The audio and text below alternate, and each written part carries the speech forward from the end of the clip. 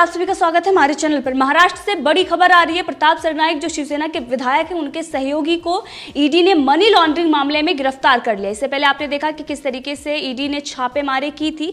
10 ठिकानों पर प्रताप सरनाईक की छापेमारी की गई थी। इसके साथ ही उनके बेटे विहंग सरनाईक को गिरफ्तार कर लिया गया था। इसी के साथ प्रताप सरनाईक ने अपने आप को क्वारंटाइन किया था। ईडी के सवालों से वो भाग रहे हैं, लेकिन इस पूरे मामले में एक बड़ा खुलासा हुआ है। किरीट सोमैया जो बीजेपी के वरिष्ठ नेता हैं, उन्होंने इस मामले में खुलासा करते हुए बताया कि किस तरीके से शरद पवार, संजय राउत और प्रियंका चतुर्वेदी झूठ बोल रहे थे। उनके झूठ बेनकाब हुए हैं। इसी के साथ आपको बता दें कि प्रताप सरनाईक को लेकर और एक बड़ा खुलासा हुआ है। अभी हमने आपको बताया कि 5 साल में जो उनकी प्रॉपर्टी बढ़ी है वो 474%, लेकिन 10 साल में उनकी प्रॉपर्टी बढ़ी है 800%। इसी के साथ आपको बता दें कि 1980 के समय में वो क्या करते थे। इसी के साथ 2009 में जब उन्होंने पर्चा दाखिल किया था, उस वक्त वो किस वाहन से पर्चा दाखिल करने पहुंचे हुए थे, इन सब मामलों में खुलासा करेंगे। लेकिन सबसे पहले हम बात करते हैं किरीट सोमैया की। किरीट सोमैया ने जिस तरीके से संजय राउत ने यह बयान दिया था कि ईडी का गलत इस्तेमाल किया जा रहा है, शरद पवार ने भी यही बयान दिया था। इसके साथ प्रियंका चतुर्वेदी ने भी केंद्र सरकार पर सवाल खड़े किए थे। अब इसको बीजेपी इस पर खुलासा कर रही है और ये बता रही है कि किस तरीके से सरकार ने ही इस मामले में जांच करने के आदेश दिए थे, उसके बाद ये ईडी जांच कर रही है। तो सवाल यहाँ पर यह खड़ा होता है कि क्या गृह मंत्रालय जिसके पास है वो इस मामले में चालाकी कर रहे हैं, या फिर ये पूरा मामला शरद पवार के गेम पर चल रहा है। क्योंकि एक तरफ अगर हम देखें तो शिवसेना के विधायक जो बहुत ही करीबी हैं उद्धव ठाकरे के, आदित्य ठाकरे के, और सोशल मीडिया पर इसको लेकर चर्चाएं भी हो रही हैं। अब उन पर शिकंजा कसा जाता है और ये आदेश जिसने दिया और जिसने इस मामले में जांच करने की बात कही वो महाराष्ट्र सरकार ही है। गृह मंत्रालय आता है एनसीपी के पास, अनिल देशमुख गृह मंत्री हैं। तो सवाल ये खड़ा हो रहा है क्या शरद पवार डबल गेम खेल रहे हैं महाराष्ट्र सरकार से, क्योंकि बाकी जो दोनों पार्टियां हैं वो किस तरीके से शिवसेना को बर्बाद करने पर तुली हुई हैं। ये सोशल मीडिया पर ऐसी चर्चाएं हो रही हैं, लेकिन जिस तरीके की सच्चाई निकल कर आई है तो कहीं ना कहीं उसमें ये सच दिखाई दे रहा है। पर किरीट सोमैया ने ट्वीट करते हुए खुलासा किया। उन्होंने बताया कि विदेशी जो संपत्तियां हैं जो विदेशों में खरीदी गई हैं, उन संपत्तियों में जो लंदन और बाकी जो कंट्रीज़ हैं उसमें जो संपत्ति हैं उसको जो खरीदी गई है उस मामले में ईडी जांच कर रही है। और ये सरकार ने ही आदेश दिए थे, सरकार ने ही इस पूरे मामले में जांच के लिए ईडी को इस मामले की जांच दी थी। अब इसी मामले में ईडी जांच कर रही है तो शिवसेना के विधायक सामने आ रहे हैं। तो फिर सरकार ऐसे सवाल खड़े क्यों कर सकती है और क्यों कर रही है, तो ये दूसरा सवाल बनता है। इसी के साथ शरद पवार इस मामले में एक तरफ ईडी और केंद्र सरकार पर निशाना साध रहे हैं और वहीं दूसरी तरफ वो इसके आदेश दे चुके हैं। तो इन सब चीज़ों में अब जो आपस की इनकी कला थी वो सामने आ रहा है कि एक दूसरे से किस तरीके से अंदर ही अंदर वो जड़ खोद रहे हैं और जो सवाल आपस में ये मिलकर उठा रहे हैं वो केंद्र सरकार पर उठाया जा रहा है। तो जिस तरीके से संजय राउत ये दावा कर रहे हैं कि ईडी की जांच हो या सीबीआई की जांच हो या फिर बड़ी बड़ी जो केंद्रीय एजेंसियां उनसे जांच करा लीजिए, लेकिन सरकार नहीं टूटने वाली, तो संजय राउत को ये पता होना चाहिए कि सरकार टूटे या ना टूटे, लेकिन आने वाले दिनों में जनता का जो भरोसा है और जिस तरीके से आपने बात किए हैं उसका खुलासा जरूर होके रहेगा। और वो खुलासा हो रहा है और जनता अब आपको चुनने वाली नहीं है, इसीलिए क्योंकि बाकी जो पार्टियां हैं वो शिवसेना को किस तरीके से बर्बाद करने पर तुली हुई हैं और शिवसेना के उन चीज़ों को उजागर कर रही हैं, बड़े बड़े नेताओं के काले कारनामों को सामने लेकर आ रही हैं, ताकि आने वाले दिनों में जो अभी तक गणित बनता आया है उसमें विपक्ष में शिवसेना खड़े होने के लायक भी ना बचे। एक तरफ तो उसने अपनी विचारधारा छोड़ दी, दूसरी तरफ नाकामी और भ्रष्टाचार सामने आ रहा है। तो अब जनता नहीं चाहेगी कि शिवसेना को दोबारा वो अपना मत दे।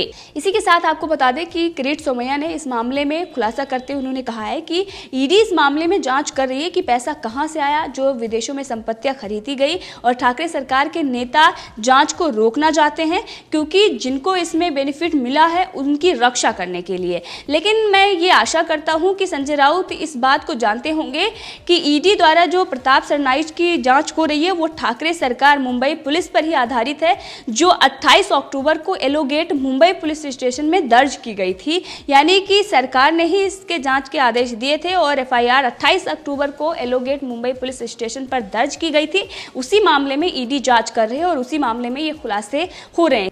इसी के साथ उन्होंने बताया कि आज टॉप सिक्योरिटी ग्रुप द्वारा फ्रॉड को आगे बढ़ाने के लिए एलोगेट पुलिस स्टेशन मुंबई का दौरा किया जाएगा और प्रताप सरनाईक के खिलाफ ईडी द्वारा जांच उसी पर आधारित है।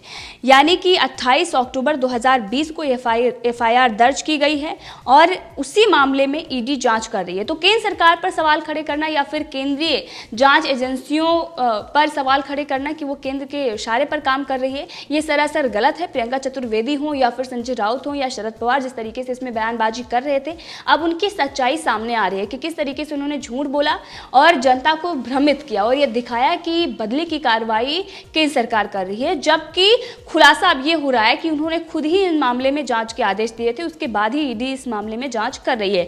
तो जो चोर होगा वही पकड़ा जाएगा और चोर अगर आपके ही घर से निकल रहे हैं तो इस बात का दर्द आपको क्यों हो रहा है और इस बात में आप केंद्र को जिम्मेदार नहीं ठहरा सकते हैं। इसी के साथ आपको हम बता दें कि एक और बड़ा खुलासा हुआ है इसको लेकर। प्रताप सरनाईक 1980 में ऑटो रिक्शा चलाया करते थे और आज उनके पास इस तरीके की करोड़ों की संपत्ति है। तो ये कहां से आई और 10 सालों में अगर हम बात करें तो 800% उनकी संपत्ति बढ़ गई है। उद्धव ठाकरे के बेहद करीबी हैं, आदित्य ठाकरे के बेहद करीबी इनके बेटे हैं और ये सोशल मीडिया पर इनकी तस्वीरें देखकर आपको पता चल जाएगा कि कितने करीबी हैं। अब ईडी जिस तरीके से प्रताप सरनाईक के घर पर और दफ्तर पर छापेमारी करती है और उसके बाद चीज़ें खुलकर सामने आती हैं पूछताछ में कि कितनी इनकी प्रॉपर्टी है, विदेशों में इनकी प्रॉपर्टियां हैं और यहाँ पर किस तरीके से 143 करोड़ की प्रॉपर्टी इनके पास है, जबकि ये ऑटो रिक्शा चलाया करते थे। तो इतने दिनों में इस तरीके से कैसे इनकी प्रॉपर्टी बढ़ गई, इस सब मामले को लेकर जाँच की जा रही है। उनके बेटे को हिरासत में लिया गया था और पूछताछ में ये सारी चीज़ें सामने आई थी। अब अगर हम बात करें तो सरनाईक 1980 के दशक में ठाणे में ऑटो रिक्शा चलाते थे। 2009 में ओवला माजीवाड़ा निर्वाचन क्षेत्र के लिए अपना नामांकन दाखिल करने के लिए रिक्शे से पहुंचे हुए थे और वो रिक्शे में बैठकर नहीं बल्कि रिक्शा चलाकर पहुंचे थे। सरनाईक ने उस समय बताया था कि उन्होंने 1984 से 1989 तक रिक्शा चलाकर अपना जीवन यापन किया था। उस समय उन्होंने अपनी संपत्ति 16 करोड़ बताई थी। वहीं 2019 विधानसभा चुनाव से पहले दायर अपने हलफनामों में उन्होंने 143 करोड़ रुपए की संपत्ति घोषित की है। यानी कि 10 साल में उनकी संपत्ति 800% की बढ़ोतरी उनके संपत्ति में हुई है। सरनाईक शिवसेना प्रमुख और महाराष्ट्र के मुख्यमंत्री उद्धव ठाकरे के करीबी माने जाते हैं और शिवसेना में इनकी बहुत पकड़ है और जिस तरीके से इन्होंने अर्णब गोस्वामी और इसके साथ ही कंगना रनावत पर शिकंजा कसा है, जिस तरीके से इन्होंने परेशान करने की कोशिश की है, तो जिनके घर शीशे के होते हैं वो दूसरों पर पत्थर नहीं मारा करते। ये बात इनको समझनी चाहिए थी, लेकिन इन्होंने किस तरीके से दूसरों के लिए गड्ढा खोदा और ये खुद ही अब खाई में गिर रहे हैं क्योंकि आपने गलत किया हुआ है। आप अगर किसी को झूठे मामले में फंसा रहे हैं, किसी को परेशान करने के लिए विशेष अधिकार हनन प्रस्ताव लेकर आ रहे हैं या फिर किसी को परेशान करने के लिए उनका घर तोड़वा रहे हैं या फिर उनको परेशान करने के लिए आप उनको धमकियां दे रहे हैं और धमकियों पर धमकियां किस तरीके से इन्होंने कंगना रनावत को दी थी। तो अब उन सब चीज़ों का खुलासा हो रहा है कि किस तरीके से झूठ के अंबार पर ये खड़े हुए हैं, घोटाले करके इन्होंने अपनी संपत्ति बढ़ाई है। क्योंकि सिर्फ 10 साल में 800% कैसे किसी की प्रॉपर्टी बढ़ जाती है, तो उन सब मामलों में आपको डिटेल्स देनी चाहिए। जो सवाल ईडी के हैं उनके जवाब देने चाहिए, लेकिन ये बच रहे हैं, अपने आप को क्वारंटाइन कर रहे हैं, कोरोना होने का बहाना कर रहे हैं। ये सारी चीज़ें दिखाती हैं कि आपने गलत किया है और इसीलिए आप छुप रहे हैं। तो अर्णब गोस्वामी की जिस तरीके से गिरफ्तारी सुबह ही सुबह हो जाती है, मुंबई पुलिस वहाँ पर पहुँच जाती है, तो इनकी गिरफ्तारी क्यों नहीं हो रही है, इस पर सवाल तो लोग खड़े ही कर रहे थे। बहुत सारे ट्वीट्स हमारे पास हैं जिसमें लोग महाराष्ट्र सरकार से सवाल पूछ रहे हैं कि इतने बड़े बड़े घोटालेबाज और इतने बड़े बड़े जो भ्रष्टाचारी आपके सरकार में बैठे हुए हैं, शिवसेना के विधायक बनकर बैठे हुए हैं, लेकिन आज तक उनकी जांच क्यों नहीं कराई गई और उनसे सवाल क्यों नहीं पूछा गया है। अब इसी को लेकर उद्धव ठाकरे से भी सवाल पूछा जा रहा है कि किस तरीके से आपके बेहद ही करीबी हैं और उन पर जब ईडी शिकंजा कसती है और चीज़ें खुलकर सामने आती हैं कि 10 साल में 800% उनकी जो संपत्ति है उसमें बढ़ोतरी हो जाती है, तो सामना में एक भी सवाल क्यों नहीं पूछा गया और सामना में इनके बारे में क्यों नहीं लिखा गया। संजय राउत से भी सवाल पूछा जा रहा है। अब शिवसेना में अगर बात करें तो इनका बोलबाला है, ये किसी को भी किसी प्रकार की धमकी दे सकते हैं, किसी के खिलाफ विशेष अधिकार हनन प्रस्ताव ला सकते हैं, जो चाहे वो कर सकते हैं, क्योंकि इतनी सारी जो प्रॉपर्टी आई है, अगर इनके पास पावर नहीं होती तो इस तरीके से प्रॉपर्टी इनकी नहीं बढ़ती। अब ये हम नहीं बल्कि जो खुलासे हो रहे हैं उसी से ये साफ हो रहा है। सरनाईक के मराठी फिल्म और थिएटर सर्कल में भी अच्छे संपर्क है। कई मराठी फिल्म हस्तियां उनके द्वारा आयोजित कार्यक्रमों में शामिल होती हैं। इसके साथ ही हमने आपको बताया था कि आदित्य पंचोली के बेटे सूरज पंचोली के साथ और इनके बेटे विहंग और इसके साथ ही प्रताप सरनाईक की तस्वीर सामने आई थी और सोशल मीडिया पर वायरल भी हो रही है। यानी कि जो ये कनेक्शन है वो कहीं ना कहीं बॉलीवुड में और जो मराठी फिल्मों में काम करते हैं उन लोगों से ये संपर्क है और ये साफ दिखाई देता है। प्रताप सरनाईक शिवसेना के विधायक है। प्रताप सरनाईक शिवसेना के टिकट पर ठाणे शहर के ओवला माझीवाड़ा सीट से लगातार 3 बार विधायक चुने गए हैं। ये उनका तीसरा टर्म है। साथ ही वो शिवसेना के प्रवक्ता भी हैं।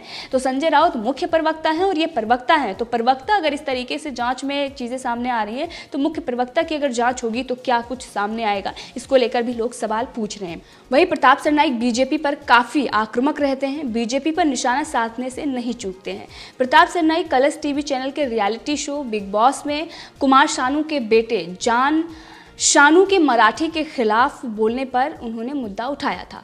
उन्होंने जो मराठी में कोई उसमें बात कर रहा था जिसके बारे में जान शानू ने कहा था कि मुझे मराठी सुन के चिढ़ होती है, इसको लेकर उन्होंने मुद्दा उठा दिया था और उसके बाद उनके पिता ने भी माफ़ी मांगी थी, उनकी माँ ने भी माफ़ी मांगी थी, इसके साथ जान शानू ने भी माफ़ी मांगी थी।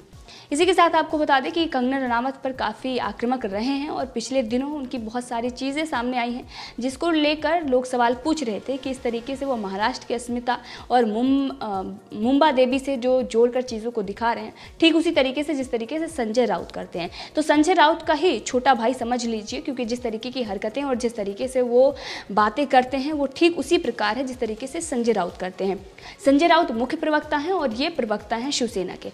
तो आप समझ रहे हैं कि आगे किस तरीके की इनकी भाषा है और किस तरीके से लोगों पर फप्तियां कसते हैं। सामना में लोगों के लिए लिखा जाता है लेकिन इनके लिए कुछ भी नहीं लिखा गया है। तो इन मामले में सच्चाई अब शिवसेना को लोगों को बतानी चाहिए। अब तो ये भी साफ हो गया है कि बीजेपी इस मामले में नहीं है बल्कि इनकी सरकार ही इस मामले में कार्रवाई कर रही है। इनकी सरकार की ही वजह से ये खुलासे हुए हैं। तो अब ये खुद ही अपने लोगों को जेल पहुंचा रहे हैं क्या, या फिर इन्होंने किसी और के लिए गड्ढा खोदने के लिए इस तरीके से आदेश दिए थे और उसमें ये फंस गए, क्योंकि गलती जो करेगा वो फंसेगा। और शिवसेना में बहुत सारे ऐसे विधायक नेता हैं। इसी के साथ एनसीपी की अगर हम बात करें तो डी कंपनी से भी उनके लिंक सामने आ चुके हैं, कई बार चीज़ें सामने आई हैं। और अभी आपने देखा कि वोहरा कमेटी को लेकर जिस तरीके से खुलासा हुआ है उसकी अगर उसको सार्वजनिक किया जाएगा और वो सुप्रीम कोर्ट के आदेश पर ही होगा, वो अगर ऐसा फैसला आता है तो फिर बहुत सारी चीज़ें महाराष्ट्र सरकार की खुलकर सामने आएंगी, कांग्रेस की भी बहुत सारी चीज़ें खुलकर आएंगी। और वैसे अगर हम देखें तो महाराष्ट्र में जो 3 पार्टियों की सरकार चल रही है गठबंधन की, उस पर खतरे की घंटी मंडरा रही है।